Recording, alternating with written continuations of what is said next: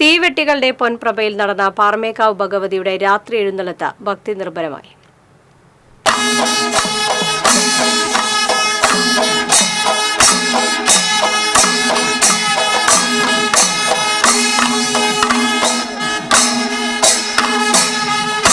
കുടമാറ്റത്തിന് ശേഷം ഭഗവതി ക്ഷേത്രത്തിലേക്ക് തിരികെ എത്തി.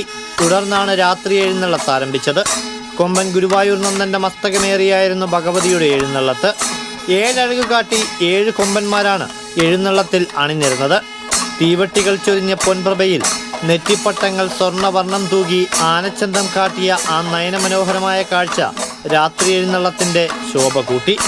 എഴുന്നള്ളത്തിനകമ്പടിയായി പരക്കാട് തങ്കപ്പന്മാരുടെ പ്രമാണത്തിൽ അരങ്ങേറിയ പഞ്ചവാദ്യം പൂരരാത്രിയുടെ വാദ്യപ്പെരുമ വിളിച്ചോതുന്നതായി.